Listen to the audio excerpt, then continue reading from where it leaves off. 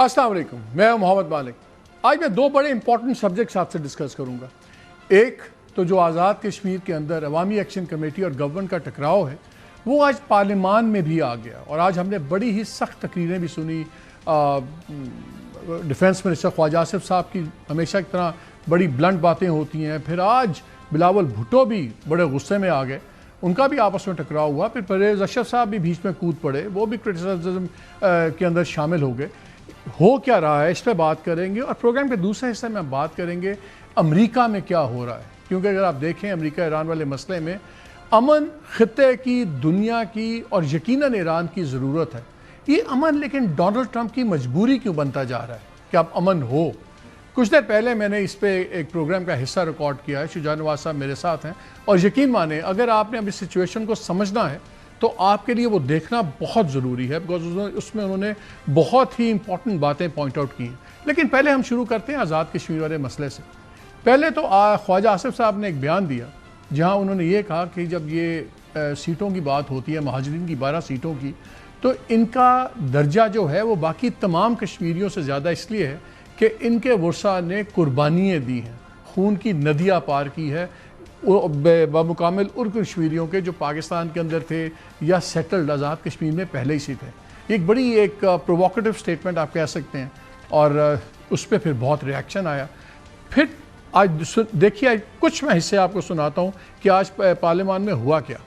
साहब, जब आप जैसा सीनियर पार्लियामेंटेरियन जब ये कहे कि रावला कोट को तो मैं कश्मीरी नहीं समझता या कोई कमतर कश्मीरी समझता हूँ, ये बहुत बड़ी ज्यादती है। जब ये वो कहें कि बलूचिस्तान से लाशें जो है वो इनकी वापस आ जाती हैं, कश्मीर से इनकी लाशें भी वापस नहीं जाएंगी, तो फिर जो मैंने जवाब दिया है बिल्कुल बिफिटिंग जवाब दिया है। मैं बिल्कुल उसके ऊपर जो है कोई मैं शर्मसार या मुझे कोई उस पर कोई जो है नदामत नहीं है। आप तो किस आज़ाद कश्मीर की बात कर रहे हैं? मकबूजा कश्मीर के लोग दफन होते हैं तो पाकिस्तान के परचम में होते हैं। कश्मीरी बर्थ सर्टिफिकेट से नहीं बनता, कश्मीरी कुर्बानियों से बनता है, हिजरत से बनता है। जिनको घरों में बैठ के आज़ादी मिल गई हुई है वो कभी भी आज़ादी की जो है वो कदर कीमत जो है वो नहीं जान सकेंगे। बर्थ सर्टिफिकेट के साथ पाकिस्तानी भी कोई नहीं बनता। ऐसा वजीर आज तक कैबिनेट में मौजूद क्यों है जो ये अल्फाज कह सके और फिर पीछा नहीं हटते कि रावला कोट के कश्मीरी नहीं है? ये कैसे मुमकिन है कि हम ये बर्दाश्त करें कि ऐसे अल्फाजात इस मुल्क का वजीर दिफा ऐसे बात करे? पाकिस्तान को वहाँ पे गालियां दी जाती हैं, वहाँ पे धरने दी जाते हैं, हमारे शहीदों की तौहीन की जाती है। मैं कतई तौर पे उसमें मुझे निजामत नहीं है। मैंने जो लिखा है शहादत के साथ, सबूत के साथ लिखा है। जो जुलूस में कहा जा रहा है, जो धरना में कहा जा रहा है, उस पर तो तकीद बनता है, लेकिन वो तो कोई मेंबरान असेंबली नहीं है, वो इस मुल्क का कोई वजीर नहीं है। हम कैसे इस बात का जस्टिफिकेशन दे? मैं कैसे इस बात का जस्टिफिकेशन दूं कि वो वजीर आज तक वजीर है, माफी मांगने के लिए तैयार नहीं? तो अगर माफी मांगने के लिए तैयार नहीं तो हम कौन सा जस्टिफिकेशन दे कि हम इस वजीर के साथ बैठे हैं? कोई बर्थ सर्टिफिकेट जो है किसी शख्स का दुनिया में कहीं भी उसको ये एंटाइटल नहीं करता कि वो अपनी प्लेस ऑफ बर्थ को जो है चैलेंज करे या उसके साथ जो है बेवफाई करे या गद्दारी करे। आग जो लगा हुआ है कश्मीर में, ये एक वफाकी वजीर का बयान नहीं। उस आग को बुझाने के बजाय ऐसा है कि उस आग पे तेल लगाया जाए। मेरा रिक्वेस्ट है वजीर आजम साहब कि वो अपना कैबिनेट को कंट्रोल करे। कोई वजीर अपना बात करता है, कोई वजीर अपना बात करता है, तो मेरे ख्याल में इस हुकूमत के लिए, वजीर आजम साहब के लिए मसाइल में कमी नहीं, मजीद मुश्किलात पैदा किया जाए। वैसे पीपल्स पार्टी की पांचों घी में है, जब दिल करता है हुकूमत बन जाते हैं, जब दिल करता है अपोजिशन बन जाते हैं। अगर अवामी एक्शन कमेटी की बात हो रही है तो उस पर बैन किसने लगाया? आज़ाद कश्मीर की हुकूमत में वहाँ का वज़ीर आज़म कौन है? जब बात होती है काबीना में साथ बैठने का हम जवाब कैसे दें, तो भाई आपके वोट के साथ ही गवर्नमेंट बैठी हुई है। कश्मीर में गवर्नमेंट आपकी, वफाक में जो गवर्नमेंट है वो आपकी वजह से गवर्नमेंट थी, तो फिर आप ले लें स्टांस, कर लें बात, खैर लेकिन वो दूसरी बात है। लेकिन मैं चाहता हूं कि मैं अभी एक क्लिप चलाऊंगा आपको। आज राना सनाउल्लाह साहब ने बड़ी एक मुफस्सल तकरीर की वहाँ पे, और ये सुनना सबके लिए इसलिए ज़रूरी है कि उन्होंने शुरू से लेके एंड तक क्या क्या हुआ, किस तरह हुआ और क्या क्या मुतालबात चेंज होते गए उसको तफसील में बताया। मुझे पता है आप में से बहुत से लोग ऐसे हैं, हमारे मुल्क में पॉलिटिकल डिवीज़न इतनी ज़्यादा है کہ کوئی پی ٹی آئی والا بول رہا ہو تو دوسرا نہیں سننا چاہتا, کوئی پی ایم ایل این والا بول رہا ہو تو اس کو پی ٹی آئی والے نہیں سننا چاہتے, کوئی پنجاب سے بول رہا ہو تو دوسرے علاقے والے نہیں سننا چاہتے. لیکن یہ سیکوینس آف ایونٹس سننا بہت ضروری ہے, کیونکہ اس میں اینڈ کے قریب آپ دیکھیں گے دو بڑی امپورٹنٹ باتیں انہوں نے بتائیں. اور سب سے امپورٹنٹ بات یہ تھی کہ جب پہلے مطالبات پورے ہو گئے اور نئے مطالبات پھر 8 مطالبات ایڈ ہوئے, تو اس میں ایک بڑا ہی ایک امپورٹنٹ مطالبہ نیا ایڈ کر دیا گیا. وہ یہ کہ جو ایک حلف نامہ ہوتا ہے جب وہاں الیکٹ ہوتے ہیں لوگ اسمبلی میں, تو حلف نامے میں یہ اقرار لیا جاتا ہے کہ آپ کل کو جب بھی بات ہوگی آپ کشمیر, آزاد کشمیر کا پاکستان سے الحاق کو آپ سپورٹ کریں گے. اب یہ مطالبہ بھی انٹر ہو گیا کہ آپ الحاق کو سپورٹ نہیں کریں گے. اس میں کوئی راکٹ سائنس نہیں ہے کہ کس کو اس کا فائدہ جاتا ہے, کیا مجھے جاتا ہے, آپ کو جاتا ہے, یا ہندوستان کو جاتا ہے. یہ بڑا امپورٹنٹ ایشو ہے, لیکن اس پہ آگے بات تب بڑھائیں گے. پہلے میں چاہتا ہوں کہ ذرا سنیے تاکہ آپ کو ایگزیکٹ سیکوینس پتہ لگ جائے آج تک کشمیر کمیٹی کے ساتھ اور ادھر پاکستان گورنمنٹ کے ساتھ کہاں سے بات شروع ہوئی اور کہاں جا کے ٹوٹی. جب پچھلے سال کو 1 سال پہلے ایکشن کمیٹی نے جب وہاں پہ جو ہے وہ اسی طرح سے گراؤ جلاؤ اور تشدد کا راستہ اپنایا, اس وقت ایکشن کمیٹی کے 2 مین مطالبات تھے. ایک ان کا مطالبہ یہ تھا کہ منگلا ڈیم بنتے وقت ان کے ساتھ جو معاہدہ ہوا تھا پاکستان کی گورنمنٹ کی طرف سے کہ بجلی جو ہے وہ جس ریٹ پہ اوپر جو ہے وہ مینوفیکچر ہوگی اسی ریٹ پہ جو ہے وہ آزاد کشمیر کے لوگوں کو جو ہے وہ فراہم کی جائے گی. اور دوسرا انہوں نے کہا کہ گندم کے اوپر جو ہے وہ ہمیں سبسڈی دی جائے. ان 2 مین مطالبات کے ساتھ انہوں نے 38 مطالبات جو ہے وہ اور پیش کیے. وہ تمام 38 مطالبات جو ہیں وہ یہی تھے کہ جی فلاں سڑک بنا دیں, فلاں جو ہے وہ برج جو ہے وہ بنا دیں, فلاں جگہ پہ فلاں فلاحی جو منصوبہ ہے اسے تعمیر کر دیا جائے, ہاسپٹلز میں MIR مشین جو ہے وہ فراہم کی جائیں. بجلی کا جو وہاں پہ نظام ہے اس سے متعلق ان کا کوئی تقریباً 10 ارب روپے کا جو ہے وہ ان کا مطالبہ تھا کہ اس کو جو ہے وہ جو ہے وہ اس کو جو ہے وہ درست کیا جائے. وزیر اعظم نے ان کے ساتھ مذاکرات کے لیے جو ہے وہ ایک کمیٹی قائم کی. ہم نے جا کے ان کے ساتھ جو ہے وہ وہاں پہ مظفر آباد میں ان کے ساتھ مذاکرات کیے, ایک مطالبے کے اوپر بات کی. آزاد کشمیر میں جو ہے وہ بجلی کا ریٹ جو ہے وہی 3.5 روپے میں پر یونٹ کے حساب سے جو ہے وہ بجلی جو ہے وہ استعمال کر رہے ہیں. گندم کے اوپر 2000 روپے پر من کے حساب سے جو ہے وہ ان کو سبسڈی دی جا رہی ہے. جو 38 مطالبات انہوں نے رکھے تھے ان میں بڑے مطالبات میں ہاسپٹلز میں MIR مشینز, بجلی کا نظام ہے اس کو درست کرنے کے لیے وہ تقریباً 10 بلین روپے کی رقم جو ہے وہ درکار تھی, وہ بھی وزیر اعظم نے جو ہے وہ فراہم کی. 38 مطالبات میں سے کوئی ایک مطالبہ بھی ایسا نہیں ہے کہ جس کے اوپر کام نہیں ہوا. انہوں نے ایک مطالبہ یہ پیش کیا کہ جو مہاجرین کی جو 12 سیٹیں ہیں ان کو ختم کر دیا جائے.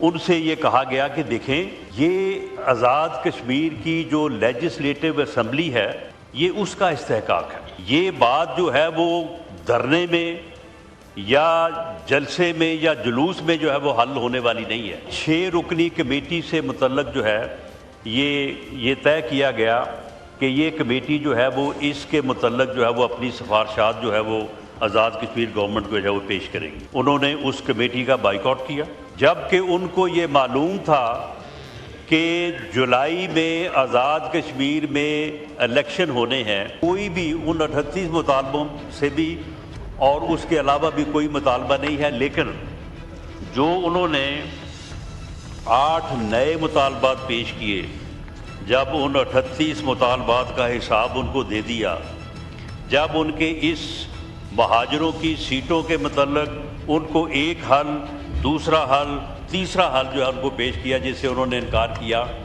تو ان مطالبات میں سے ایک مطالبہ ان کا یہ بھی تھا یا ہے کہ جو الیکشن ہونے جا رہا ہے اس الیکشن میں جو نامینیشن پیپرز ہیں ان نامینیشن پیپرز میں حلفیہ بیان میں جو ہے وہ ایک فقرہ درج ہے کہ کشمیر کی آزادی کی جدوجہد جو ہے وہ جب انشاءاللہ تعالیٰ کامیاب ہوگی تو وہ پاکستان کے ساتھ الحاق کرے. انہوں نے کہا کہ اس فکرے کو بھی جو ہے وہ نکالیں.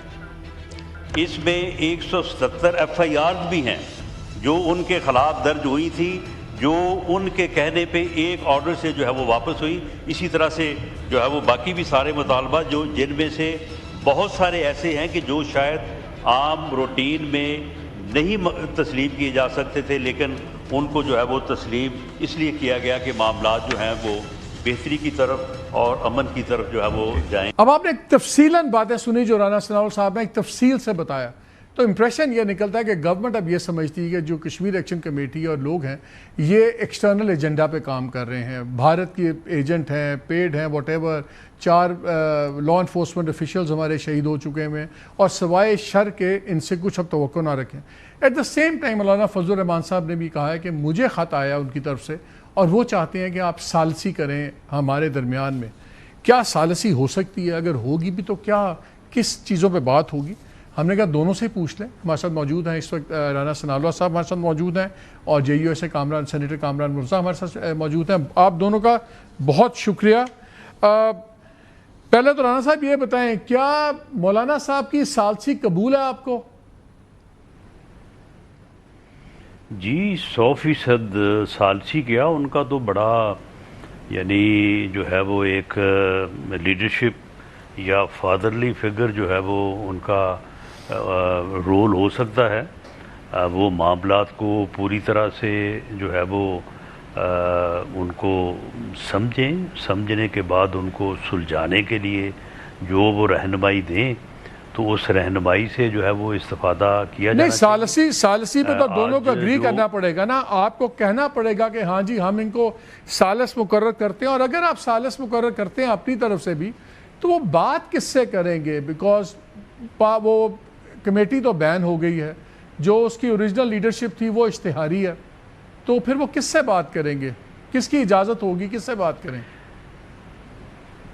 دیکھیں اس پہ معاملہ یہ ہے کہ ان کے درمیان ان سے مراد یہ ہے کہ جو لوگ وہاں پہ احتجاج کر رہے ہیں یا راولہ کوٹ میں جو ہے وہ دھرنا دے کے بیٹھے ہیں، ان کے ساتھ آزاد کشمیر کی حکومت کا یا پاکستان کی حکومت کا کوئی ایسا جھگڑا نہیں ہے کہ جس کے اوپر کسی قسم کا کوئی فیصلہ یا کوئی ثالث نامہ درکار ہو. معاملہ تو یہ ہے کہ جب ہم اپنے موقف سے آج بھی کچھ موقف جو ہے وہ آن دی فلور آف دی ہاؤس جو ہے وہ پورے ہاؤس کے سامنے رکھا، مولانا صاحب نے بھی یقیناً جو ہے وہ سنا ہوگا. جب اس کی تفصیل سے مولانا صاحب کو آگاہ کیا جائے گا اور میں خود اس کے لیے حاضر ہو جاؤں گا تو ان کے مطالبات تو ہم نے سارے پورے کر لیے. جھگڑا تو ان کے ساتھ ہے کوئی نہیں. معاملہ یہ ہے کہ وہ ایک ایسی ضد یا ایک ایسی ہٹ درمی کے اوپر قائم ہے کہ جو یقیناً اگر وہ مولانا صاحب تک انہوں نے رابطہ کیا ہے تو مولانا کے سمجھانے سے پھر انہیں جو ہے وہ اپنی ہٹ درمی اپنے ناجائز مطالبے سے جو ہے وہ پیچھے ہٹنا چاہیے. تو جھگڑا تو وہاں پہ کسی چیز کا ہے. تو آپ بھی کیا حکومت اب مولانا صاحب سے بھی درخواست کرے گی کہ آپ جائیں، جیسے انہوں نے درخواست کیا کہ آپ آئیں، تو کیا آپ لوگ بھی مولانا صاحب کو درخواست کریں گے کہ آپ جائیں اور ریزالو کر سکتے ہیں تو کر لیں ایشو کو؟ دیکھیں میرا خیال ہے کہ اس معاملے میں پہلے مولانا صاحب کو جو ہے وہ انہوں نے ان کی یا ایک طرف کی بات سنی ہے. جب ہماری بات بھی وہ پوری طرح سے سن لیں گے تو اس کے بعد پھر کوئی مناسب فیصلہ جو ہے وہ کر سکیں گے.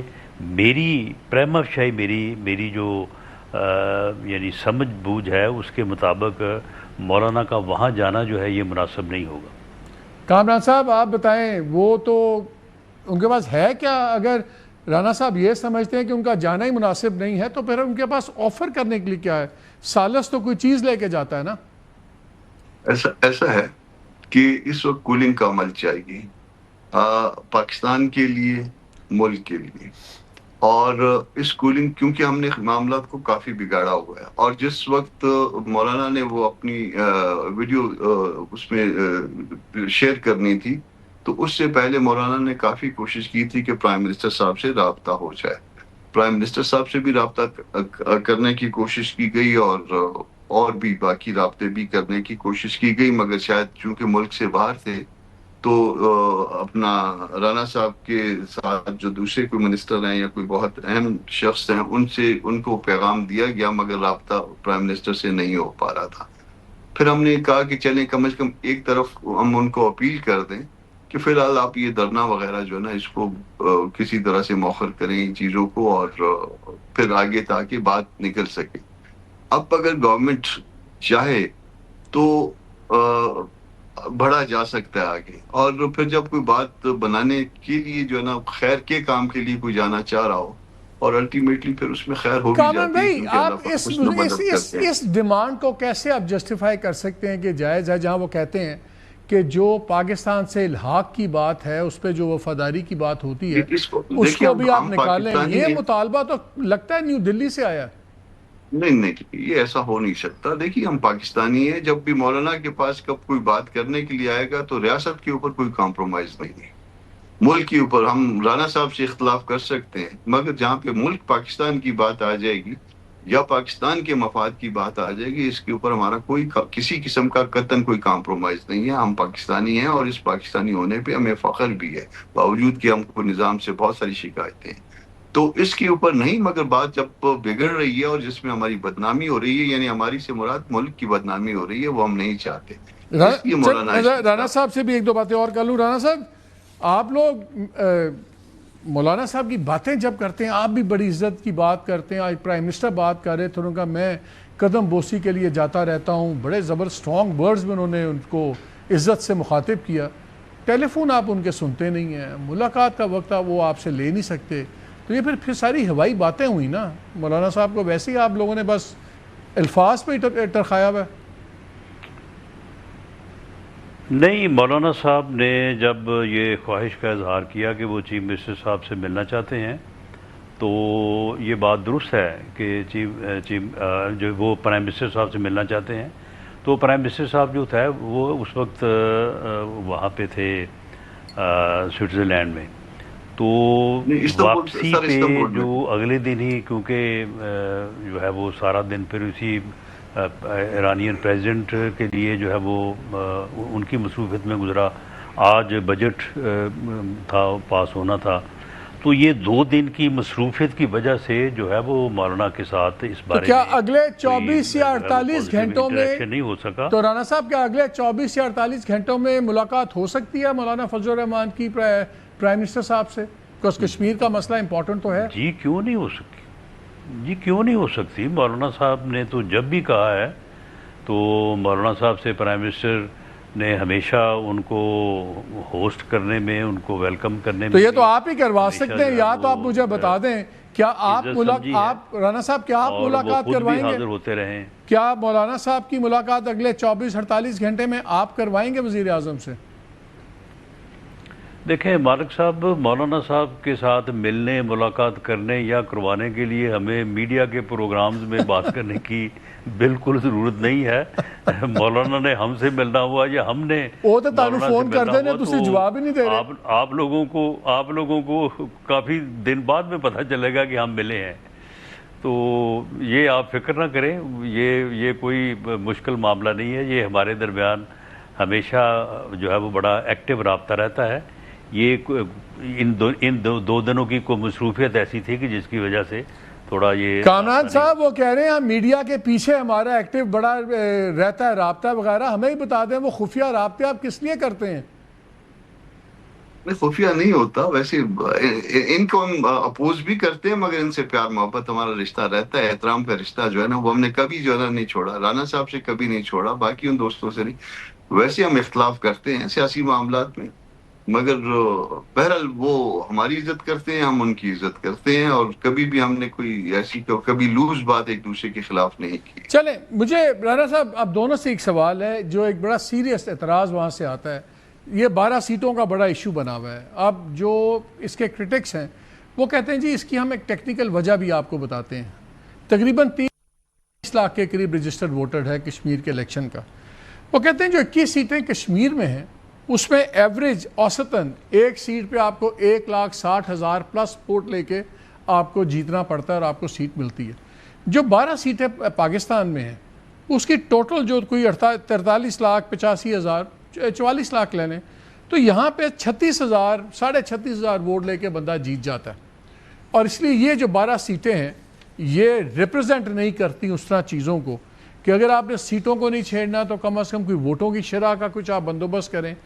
کیونکہ اور جب ہم سنتے ہیں, آپ کو یاد ہے الیکشن سے پہلے میں نے اپنے پروگرام میں بتایا تھا کہ جی بی کے اندر استحکام آئے گا, استحکام پاکستان پارٹی سے.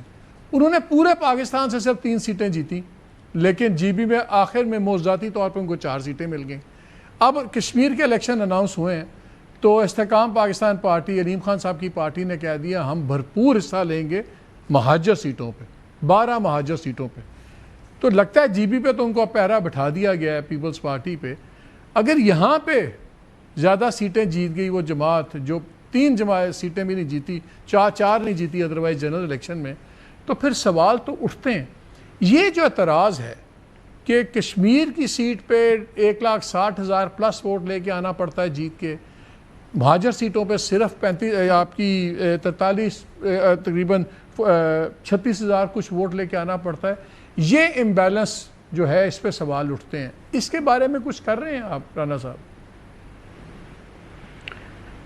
دیکھیں مالک صاحب, پہلی بات تو یہ ہے کہ یہ جو پراپیگنڈا ہے یا یہ جو الزام ہے یا اس چیز کو الجھانے کی کوشش ہے کہ جی کسی نے کہہ دیا کہ جی یہ سیٹیں جو ہیں وہ میری جیب میں ہیں, یا کسی نے کہہ دیا کہ جی ہماری حکومت ہے تو ہم تو یہ سیٹیں جو ہے وہ جیت کے تو آزاد کشمیر کی جو اپنا مینڈیٹ ہے اس کے اوپر حاوی ہو جائیں گے. یہ قطعاً غلط ہے. ٹھیک, یہ بالکل پراپیگنڈا ہے. کسی نے یہ بات نہیں کی میرے سمیت کہ یہ سیٹیں جو ہیں یا وہ سیٹیں, ہاں وہ بیان کہیں بھی ریکارڈ میں کسی کا بھی نہیں آئے. ایگری ود یو, یہ پتہ نہیں کہاں سے چلا ہے. جی قطعاً میں چیلنج کرتا ہوں کہ اس قسم کا لفظ جو ہے وہ میرے سمیت کسی کا ادا کیا ہوا جو ہے وہ سامنے لے آئیں. ہاں ٹھیک ہے, جب آپ اپنے کارکنوں میں بیٹھے ہوتے ہیں تو گفتگو ہوتی ہے کہ آپ جو ہے وہ زیادہ سے زیادہ سیٹیں جو ہے وہ جیتنے کی کوشش کرتے ہیں. یہ جو ووٹر کا ڈیفرنس ہے اتنا, کہ ہم اس پہ اعتراض 15 سے 16 بنتا ہے کہ سیٹیں نہیں جو ہے بنتا؟ وہ ان کے اوپر کامیاب ہوں گے. اب ہم آزاد کشمیر میں بھی جو ہے وہ ہماری تو کوشش ہوگی کہ ہم 45 کی 45 سیٹوں کے اوپر جو ہے وہ کامیابی حاصل کریں. اب آ جائیں بات کہ ووٹوں کی جو ریشو ہے مالک صاحب, ووٹوں کی ریشو اگر کم یا زیادہ ہے تو جو سیٹیں مقرر کی گئی ہیں ان کے پیچھے کوئی نہ کوئی لاجک ہوگی.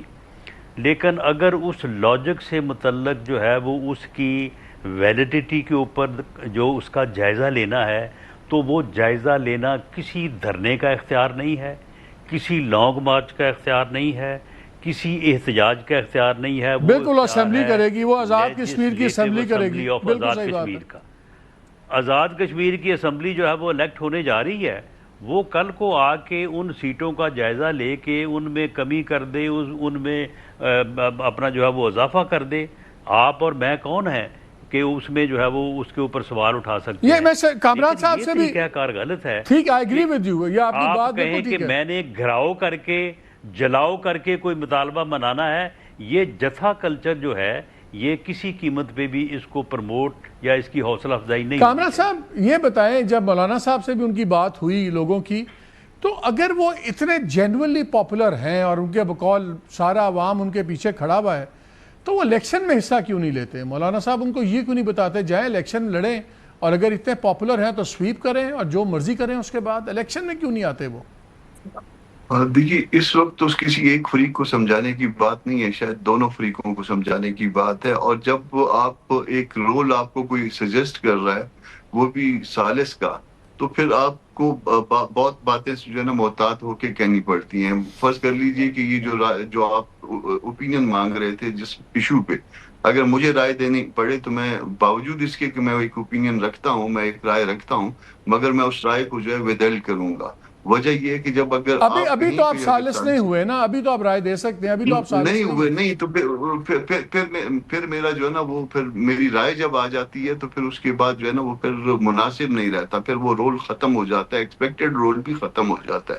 اب اس کے بعد کہ اگر یا تو یہ گورنمنٹ ہمیں کہہ دے کہ نہیں آپ نے, ہم آپ کے اوپر جو ہے نا وہ ہمارا ٹرسٹ نہیں ہے, یا کسی اور وجہ سے جو نا آپ نہ کریے. لیکن ایک بات بتائیں, ایک پیٹرن تو ہے. آج جب رانا صاحب کی ہم تقریر ڈیٹیل میں سن رہے تھے تو لگتا تھا کہ جب مطالبے پورے ہوتے ہیں نئے مطالبے آ جاتے ہیں, پھر جب نئے مطالبوں میں سے کچھ پورے ہوتے ہیں تو کچھ اس میں ایسے مطالبے ایڈ ہو جاتے ہیں جس کا جواز منطق سمجھ نہیں آتی, جس کا میں نے شروع میں بات کی تھی کہ پاکستان کے ہلاک والا معاملہ خاص طور پہ. تو پھر ایسے لوگوں سے اگر سمجھتے ہیں کہ ساری چیزیں ایک پیٹرن دکھا رہی ہیں تو پھر کیا ثالثی کی بھی کوئی گنجائش رہ جاتی ہے؟ اس میں ایسا ہے مالک صاحب, میں ایک رائے رکھتا ہوں اس حوالے سے کہ آپ اپنے بچے, اگر آپ غلط بھی ہو تو وہ غلط کرنے پہ بچے کو قتل نہیں کر دیتے. اپنے بچوں کو سمجھانا ہوتا ہے, اپنے بچوں کو ساتھ لے کے چلنا ہوتا ہے. سر بچے بھی تو جا کے دوسروں کے بچوں کو قتل نہیں کرتے نا, ہم بچے کیوں کہتے ہیں؟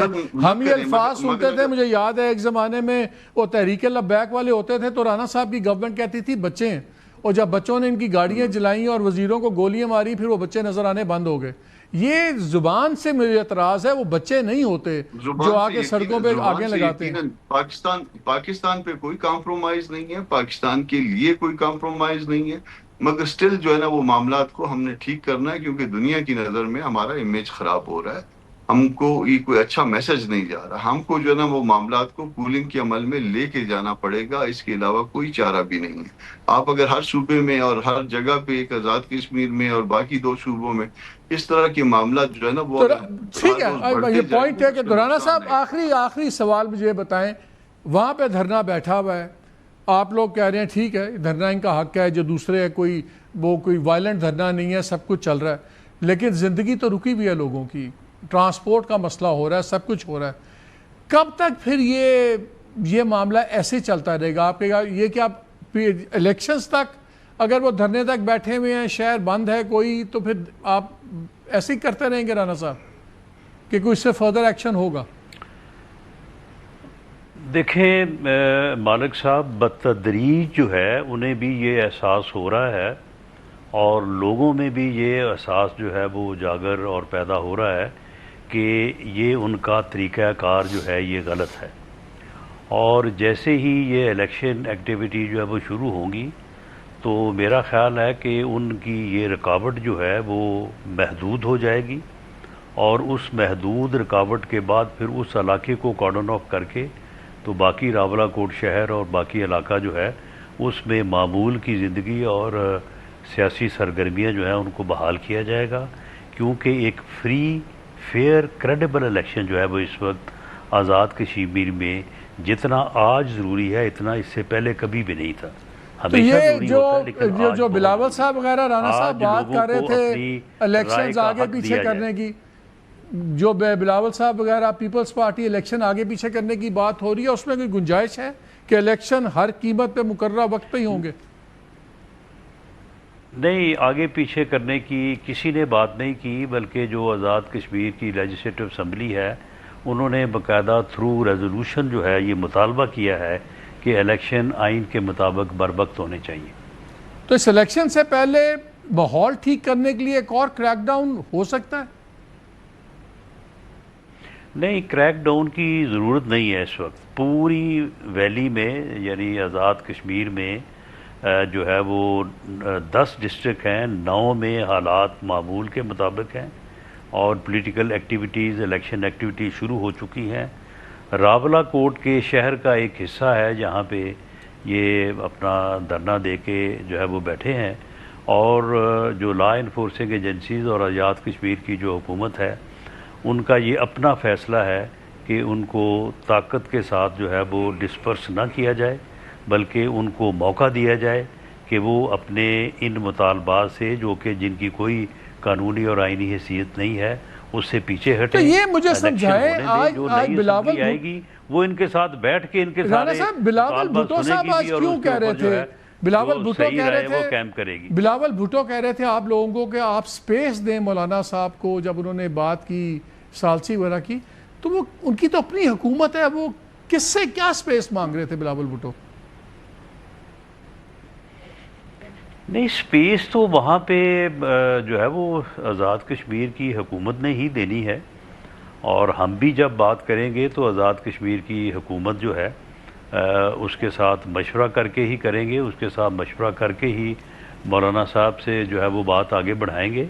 تو میں نہیں اس میں جو ہے وہ اسیس کر سکتا یا فورسی کر سکتا کہ بلاول صاحب کا اس بات سے کیا مراد تھا. سپیس مولانا صاحب جو ہیں وہ مولانا صاحب کے پاس سپیس ہی سپیس ہے. مولانا صاحب کے ساتھ کوئی سپیس والا معاملہ کوئی سامنے تو نہیں ہے. چلیں آپ کہتے ہیں لگتا ہے خالی سپیس ہی سپیس ہے، ان کو ان کی مرضی کی سپیس نہیں مل رہی. رانا ثناءاللہ صاحب بہت شکریہ کا، اپنا کامران بھائی بہت شکریہ آپ دونوں کا. ناظرین آپ نے باتیں سنی، کلیئرلی نظر آ رہا ہے کہ ایک ایمبیگوٹی ہے، اور میرے خیال میں کلیئرٹی گورنمنٹ کی تو بڑی کلیئرٹی نظر آ رہی ہے کہ کہاں کھڑے ہوئے ایڈمنسٹریٹولی، کہاں کھڑے ہوئے ہیں، کیا آگے کرنا ہے. اگر کنفیوژن ہے تو وہ شاید پیپلز پارٹی میں ہے. جیسے رانا صاحب اس سے انٹرسٹنگلی پوائنٹ آؤٹ کیا کہ وہ کس سے سپیس مانگ رہے ہیں، گورنمنٹ تو وہاں ان کی اپنی ہے.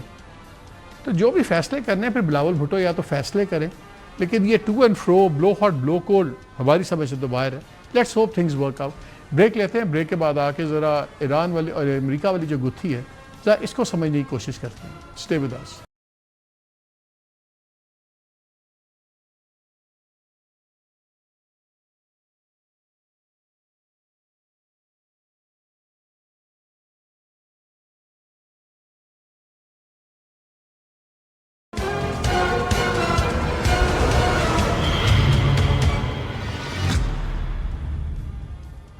جی ویلکم بیک. اب ذرا بات ہو جائے ایران امریکہ کی. پچھلے 36 گھنٹوں میں بہت کچھ ہو رہا ہے. وہ ریسٹاز نہیں ہے جو واشنگٹن آپ کو نظر آ رہا تھا سوئٹزرلینڈ کا، لیکن بہت امپورٹنٹ ڈیولپمنٹس ہوئی. پزشکیان صاحب آئے پاکستان، وہاں پہ بڑی اسٹرانگ سٹیٹمنٹس آئیں، اور خاص طور پر میزائل پروگرام پہ تھوڑی سی کنفیوژن ہوئی. تو اس کے بعد انہوں نے کہا میزائل پروگرام نے تو ہمیں بچایا، ہماری گارنٹی ہے، یہ نہ کبھی پارٹ آف کسی ڈیل کا تھا، نہ ہوگا، اور آئندہ بھی نہیں ہوگا. سو بڑا کیٹیگوریکل. پھر نیوکس کے اوپر بات ہوئی، پھر اس پہ کنفیوژن ہوئی کہ جی ڈونلڈ ٹرمپ نے کہا کہ بس جا رہے ہیں نیوکلیئر انسپیکٹرز وغیرہ. ایران نے کہا ابھی کوئی اسکیجول نہیں بنا. ایران نے انکار نہیں کیا. انکار کی جتنی بھی لینگویج ابھی آ رہی ہے بڑی تھوڑی سی ایمبیویلنٹ سی لینگویج ہے کہ کبھی ہاں اور نہ دونوں اس میں ہوتے ہیں.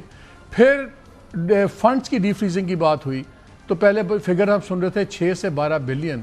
پھر ڈونلڈ ٹرمپ نے کہا کہ یہ طے ہو گیا ہے کہ یہ ہم جو پیسے دے رہے ہیں یہ بیسک گڈز اور میڈیسنز کے لیے ہیں، اور صرف امریکن پروڈکٹس لی جائیں گی.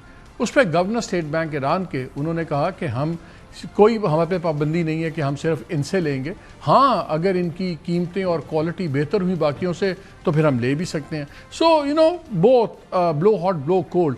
اور نیوکلیئر کے اوپر جو ہے ویسے تو سٹاس اب ایران کو اور بھی کلیئر آ گیا ہے. انہوں نے کہا یہ انسپیکٹرز وغیرہ سب آئیں گے، کوئی پرابلم نہیں ہے، پہلے جب ڈیل میں چیزیں ساری طے ہو جائیں گی.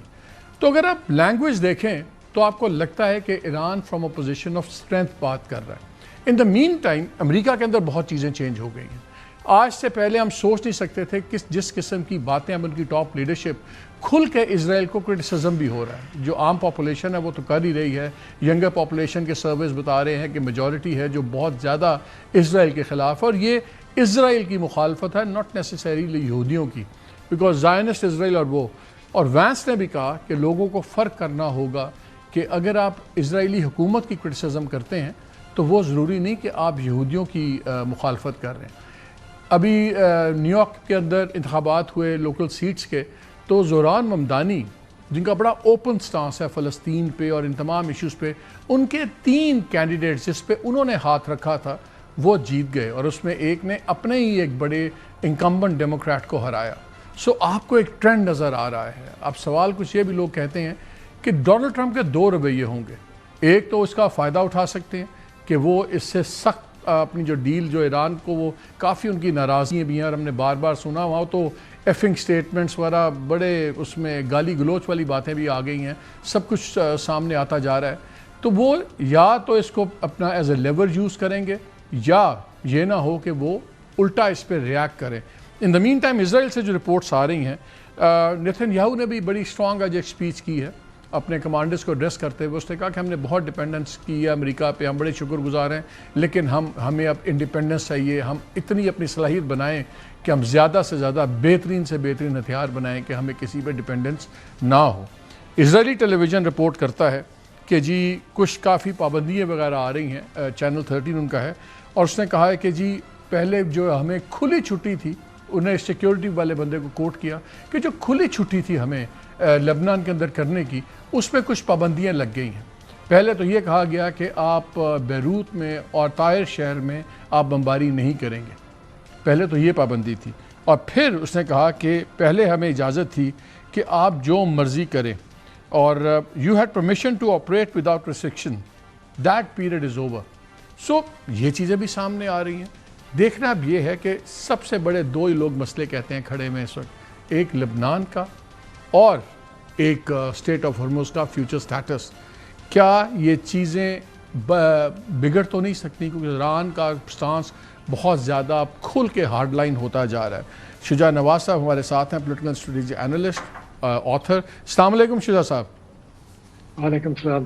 شجاع صاحب، اب یہ ورڈز ہم کہاں سنتے تھے کہ you can't kill your way out of every security crisis, weird panic ہے، ایک فریک آؤٹ ہے، اور اسرائیل کا کرٹیسزم یہودیوں کا کرٹیسزم نہیں ہے، and you need to differentiate between American interest and Israel interest, اور اگر ڈفرینس ہوگا تو ہم پہلے امریکن انٹرسٹ کریں گے۔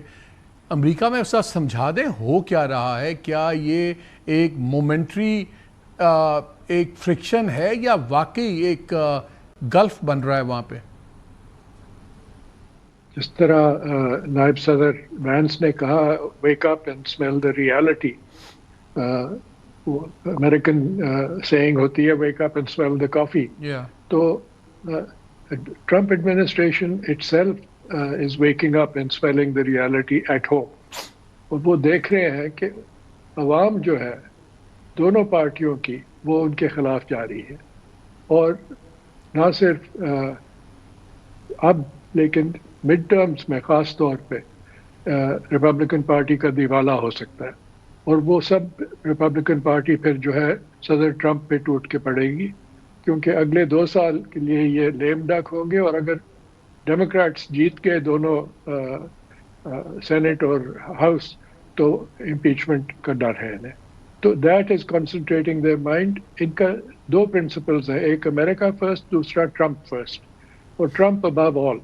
آپ وائس پریزیڈنٹ وینس کے بھی جو بیانات ہیں وہ دیکھیں کہ وہ ہر طرح سے واپس لے آتے ہیں بات کہ ٹرمپ کی آپ تنقید نہیں کر سکتے، اور ٹرمپ کو ٹرسٹ کریں، ہی ول ڈو ایوری تھنگ۔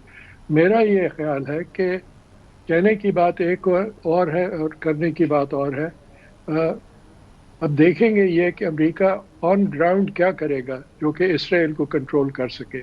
اس میں 2 چیزیں ہیں، ایک تو یہ کہ جو 3.8 بلین سالانہ ملٹری ایڈ ملتی ہے اس کو روکیں گے یا نہیں، دوسرا یہ کہ جو سپورٹ انہوں نے دی ہے ان کی لبنان میں ایکشن کی، جو ابھی بھی قبضہ کیا ہوا ہے اسرائیل نے، کیا اسرائیل کو یہ واپس لے آئیں گے اپنی حدود میں؟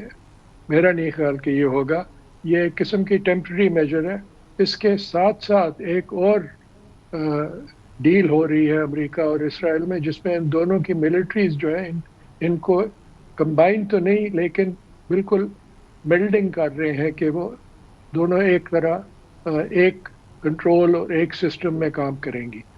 پھر ایک اور خبر آئی ہے، وہ یہ کہ مریم ایڈلسن جو کہ صدر ٹرمپ کی بھی بہت سپورٹر ہے، امریکن بلینئر، ان کا ایک اخبار ہے اسرائیل میں، اسرائیل ہاروم، وہاں پہ ایک خبر آئی کہ امریکہ از بلڈنگ اے بیس ان غزہ، اور دا ہول ایم از کہ کسی طرح غزہ کو خالی کر کے اور وہاں پہ ایک ریویرا سا بنا دے۔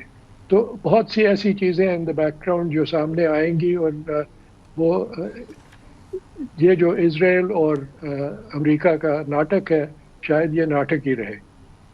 تو سر یہ آپ نے بڑی انٹرسٹنگ بات کی، بیکاز انہوں نے وہ 3.8 بلین تو چھوڑیں، وہ تو ایک جوائنٹ اسٹریٹجک کا ایشو بنا رہے ہیں تاکہ یہ ہر سال کی بکبکی ختم ہو جائے کہ جی ہم اتنے پیسے دے رہے ہیں نہیں دے رہے۔ میں یہی پڑھ رہا تھا کہ ریپرزینٹ مارلن سٹٹسمن ہے ریپبلکن انڈیانا کا، اس نے ایک ریزولوشن بھی ڈالا ہے کہ جی ریپلیس کریں سیٹ کو with the new framework of cooperative defence and trade. وہ یہی ساری گیم کر رہے ہیں ایگزیکٹلی جو آپ بات کر رہے ہیں. تو یہ مجھے بتائیں کہ آپ کے خیال میں اس وقت سب سے بڑا پھر تھریٹ ہمارے نزدیک تو لیبنن ہے. نیوکلیئر پہ چیزیں لگ تو رہا ہے کہ براڈ سٹوکس میں ایگری ہو گئی ہیں, تو اگر یہ غزہ اور اس کے اندر ساری لانگ ٹرم ان کے ریل اسٹیٹ ڈیلز کے انٹرسٹ بھی ہیں, دوسرے بھی ہیں, تو پھر لیبنن کیسے ریزالو ہوگا؟ جو ڈی کنفلکشن کمیٹی بنی ہے اس میں بھی اسرائیل اس کا حصہ نہیں ہے. So how will that get resolved? کیسے پھر یہ ڈیل چلے گی آگے؟ قبل تو یہ کہ سیز فائر مینٹین ہو, اور اگر امریکہ وہ کر سکے تو کافی حد تک ایک قسم کی ان کی فتح ہے. اس کے بعد پھر وڈرال.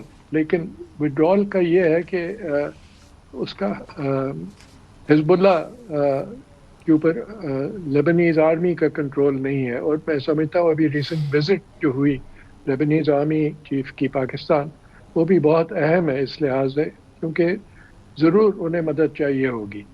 تو دیکھیں اگر لیبنان کے لیے بھی ایک اسلامک فورس آ سکے, جس طرح ایک دفعہ بات ہو رہی تھی غزہ کے لیے, تو شاید حزب اللہ پہ کنٹرول ہو سکے, اور اس میں ایران کو شامل ہونا پڑے گا, کیونکہ Iran supplies the finances and the weaponry. تو for regional peace Iran will be a critical factor. Shiza بھائی کل پزشکیان صاحب آئے ہوئے تھے, تو انہوں نے کہا کہ جی ہم ہینڈ آف فرینڈشپ ایکسٹینڈ کر رہے ہیں تمام مسلمان ممالک کو کہ آپ ایک نیا سیکیورٹی آرکیٹیکچر بنائیں خطے میں, اور اس فریم ورک میں بہت سے امپورٹنٹ ملک شامل ہو سکتے ہیں, قطر, سعودی عربیہ, ایجپٹ, ترکی. اب پہلے یہ کوڈ بنا ہوا ہے. پھر ساتھ ہی پرائم منسٹر قطر نے جب سوئٹزرلینڈ میں تھے فائنینشیل ٹائمز کو انٹرویو دیتے ہوئے کہا کہ ہم چاہ رہے ہیں کہ ایک ریجنل سیکیورٹی فریم ورک بنے. Part of what we are doing as regional countries is to create this regional security framework between us and Iran, or that will hopefully have economic cooperation in future between all of us to bring the region back to stability. یہ جو regional security framework کی وہ بات کر رہے ہیں between us and Iran, یہ جو پزشکیان صاحب بات کر رہے ہیں, جو R4 پہلے بنا ہوا ہے, کیا آپ کے خیال میں سارے یہ ایک ہی چیز کی بات کر رہے ہیں کہ وہ شاید خالی اکنامکس کے تھرو ریجنل سیکورٹی کی بات کر رہے ہیں؟ میرے خیال میں تو یہ سب ایک ہی چیز پہ بات کر رہے ہیں, اور اس کی بنیاد سعودی پاکستان سیکیورٹی ارینجمنٹ ہے. ہمیشہ امید یہ تھی کہ وہ ایکسپینڈ ہوگی اور اس میں ترکی بھی آئے گا اور شاید ایران بھی آ جائے, اگر ایک وہ ڈیفینسو اگریمنٹ ہے اسرائیل کے خلاف. تو اکنامک ریلیشن شپس تو پرانی ہے ترکی, ایران کی, پاکستان کی. اب یہ ہے کہ سعودی عرب, قطر, بحرین, یو اے ای, ان کی بھی بہت پرانی ریلیشن شپس ہیں. خاص طور پہ یو اے ای کی ایران کے ساتھ بہت پرانی ریلیشن شپس ہیں, سم ابو گراؤنڈ ادرز انڈر گراؤنڈ. تو یہ سب جو ہے ایک بنیاد بن رہی ہے ایک نیا آرکیٹیکچر کی, کیونکہ ایک چیز سامنے آ گئی ہے, وہ یہ کہ امریکہ پہ جو کانفیڈنس تھی ان ممالک کی کہ وہ انہیں پروٹیکشن دیں گے اور ان کی فورسز ان کو ایک شاید نیوکلیئر امبریلا بھی دے, وہ میرا خیال اب ختم ہو چکی ہے, اور ایک بالکل نیا نقشہ سامنے آ رہا ہے. سر یہ بتائیں اسرائیل کیسے ایکسیپٹ کرے گا ایک ایسی اسلامک فورس اس کے بارڈر پہ آ جائے لیبنن کے اندر, بھلے وہ پیس کیپنگ فورس ہو, جس میں ترکی اور پاکستان بھی حصے دار ہوں؟ How will they swallow that? They will swallow it اگر اس کا مقصد ہے حزب اللہ کو ڈسارم کرنا, to facilitate that. اب I'm thinking beyond, کیونکہ Iran will have to be a necessary approver of that operation.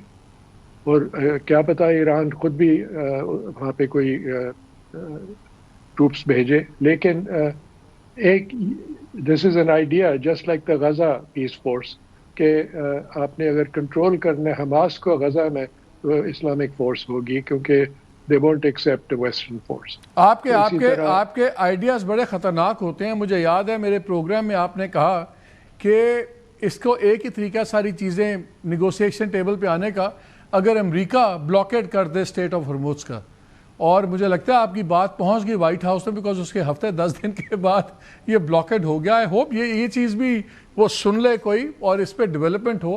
لیکن اس میں یہ تو ہم ایک لانگ ڈرون آؤٹ پروسیس کی بات کر رہے ہیں شجاع بھائی.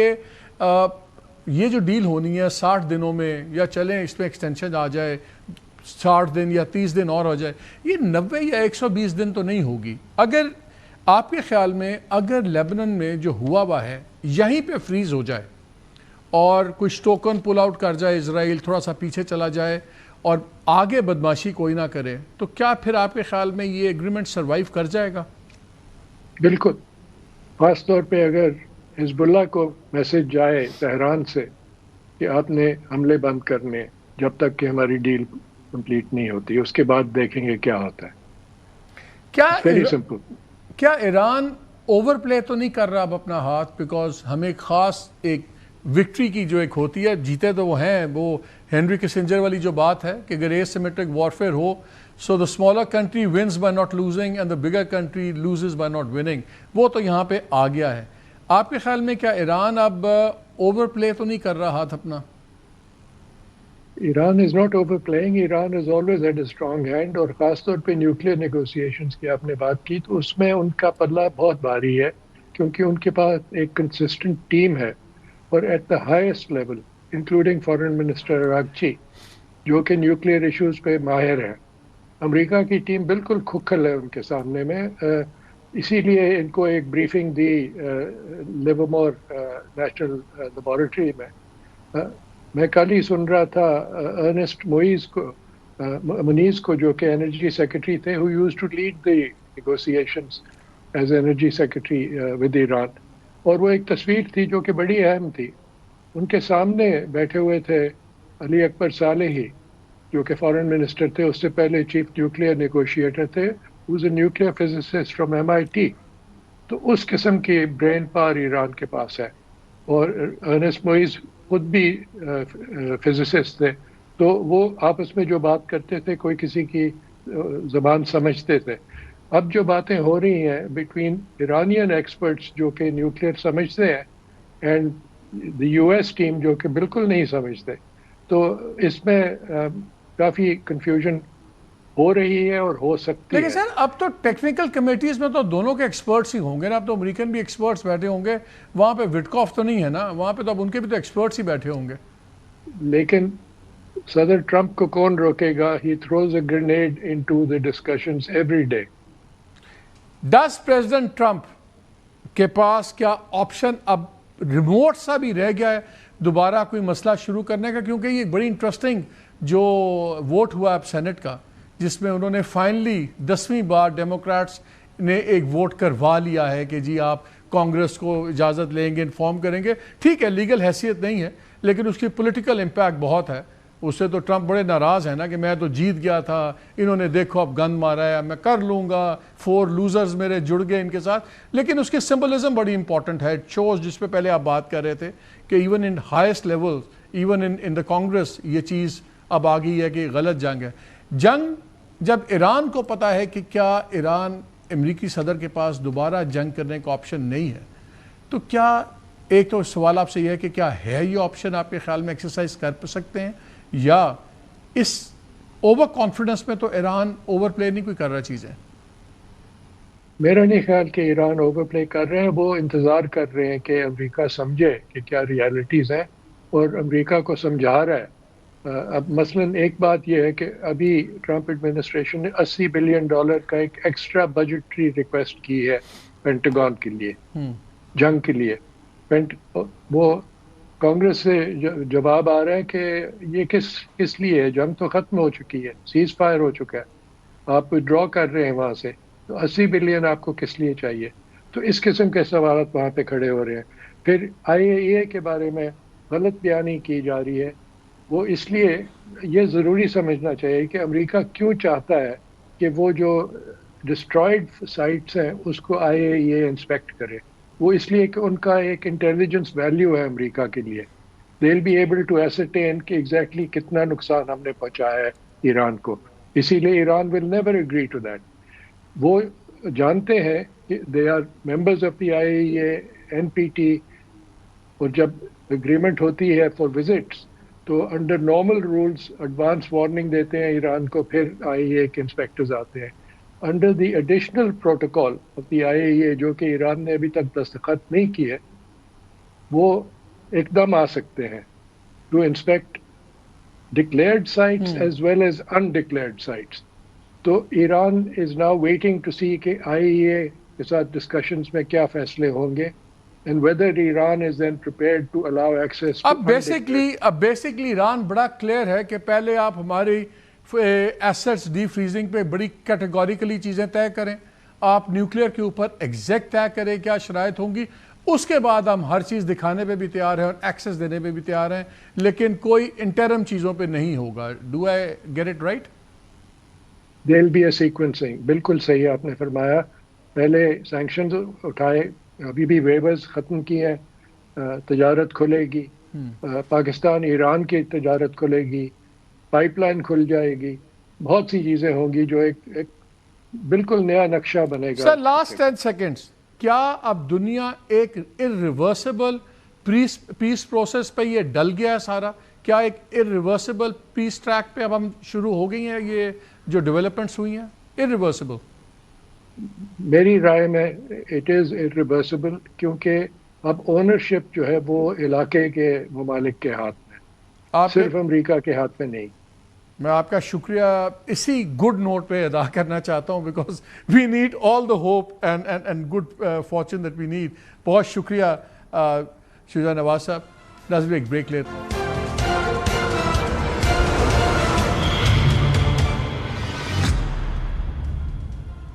جی ویلکم بیک. آزاد کشمیر میں جو کچھ ہو رہا ہے بڑا حساس معاملہ ہے. کلیئرٹی نظر آ رہی ہے کہ گورنمنٹ کی کلیئرٹی کہاں ہے. آئی تھنک وقت آ گیا کہ پیپلز پارٹی اپنی کلیئرٹی کرے. یہ چل نہیں سکتا کہ جہاں آپ کو سوٹ کرے وہاں آپ حکومت کے اوپر ملبہ ڈال دیں، جہاں سوٹ آپ کو نہ چیزیں چل رہی ہوں وہاں آپ اتحادی بن جائیں. آزاد کشمیر کے اندر اپنی گورنمنٹ ہے، وہاں جب ایڈمنسٹریٹو میجرز ہوتے ہیں وہ آپ ڈال دیتے ہیں وفاق کے اوپر. پھر مولانا صاحب اٹھتے ہیں تو آپ گورنمنٹ کو کہتے ہیں کہ آپ ان کو سپیس دیں. رانا صاحب نے ٹھیک بات کی، سپیس دینی ہے تو آزاد کشمیر گورنمنٹ نے دینی ہے. وہ گورنمنٹ کس کی ہے؟ بلاول بھٹو صاحب کو تھوڑی سی کلیئرٹی لانی پڑے گی. اجازت دیجیے، اللہ حافظ.